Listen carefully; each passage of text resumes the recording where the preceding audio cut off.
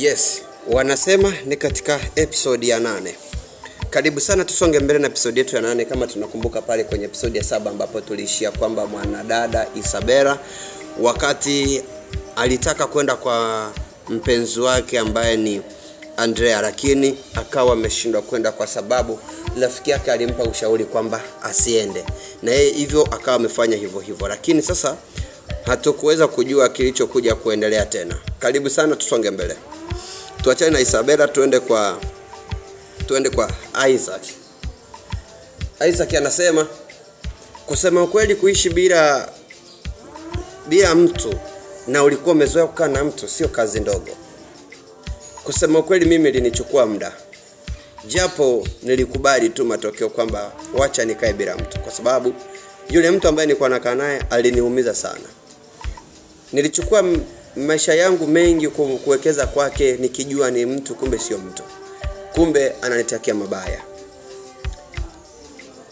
Isaac anasema mimi niliendelea na maisha yangu ya hapa na pale, hatimaye maisha yangu yakawa yamekaa vizuri, mtaji wangu ukakaa vizuri, kila kitu kikakaa vizuri, na mpaka hivi sasa tunavyozungumza maisha yangu ni mazuri sana. Nimejifunza kwamba hata kama yule alinidhulumu hela zangu, alinitapeli, nimejifunza kwamba kumbe kwenye maisha hamna kitu ambacho kinaweza kikaja kwa urahisi. Lazima upitie changamoto, jifunze ili uweze kupata kitu ambacho ni bora zaidi ya kile ambacho ulikuwepo ginacho.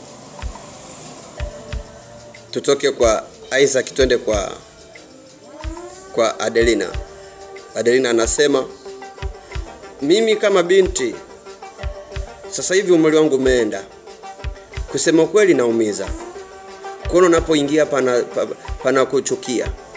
Yaani kile unapoingia hawahitaji kukuona watu. Kwa maana mimi nilifika wakati mpaka majirani hawataki hata kunisogelea. Wakinisogelea tutasikia watoto wanaanza kujikoesha makusudi, kujipigisha chafya makusudi, wanajifanya wanasema hapa mbona kama pananuka ukimwi hapa. Mbona kama pananuka ukimwi hapa. I say nilikuja kuona kumbe binadamu anathaminika para akiwa ni mzima wa afya, ila akiwa kishajua kwamba ana udhaifu fulani huwa kuna ile thamani inapungua. Kusema kweli, mimi maisha yalikuwa ni magumu sana kwangu, hata kama nilijitahidi sana kuzoea ile hali ya kukaa na virusi vya ukimwi na kumeza dawa kote, lakini bado kwangu ilikuwa ni changamoto, japo ilikuwa ni ngumu sana kuzoea, lakini nilikuja kuzoea, lakini kwa shida sana. Tuachane kwa Adelina twende kwa Isabela na Andrea. Isabela anasema mimi nilimpigia simu Andrea. Nilivompigia simu nia na madhumuni kwamba mimi na yeye tukutane mahali tukazungumze, si kukutana nyumbani kwake. Lakini wakati napiga simu nilishangaa napokea mtoto wa kike. Mwanamke akasema, "Samani unayempigia simu amelala. Hivi sasa yuko bize, yani amechoka. Yani siku ya leo amechoka. Nilikuwa natamani usimpigie simu tena."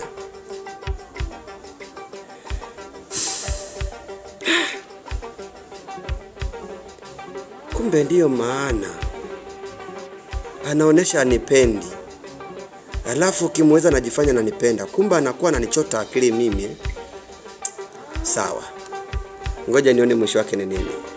Au labda hii simu amempa rafiki yake, au labda kuna mtu kampa simu ili ampokelee, kumbe si kweli, hajachoka.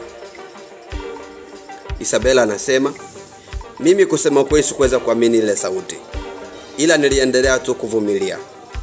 Lakini siku isiyojulikana kulinyesha mvua kali sana. Usiku wa saa 6 nikapokea meseji. Meseji ilianza hivi: "Hello Isabela, mpenzi wangu nakupenda. Najua unaweza kawa unahisi mimi sikupendi, lakini kusema kweli mimi nakupenda. Ila mimi nilikuwa natamani muda huu tuonane."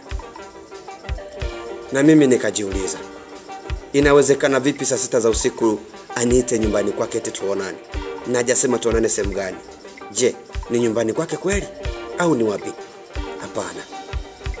Na mimi Isabela nikaandika message, nikamtumia, nikamuuliza, "Kwa nini unaniita usiku wa saa 6 na unataka tukutane wapi?"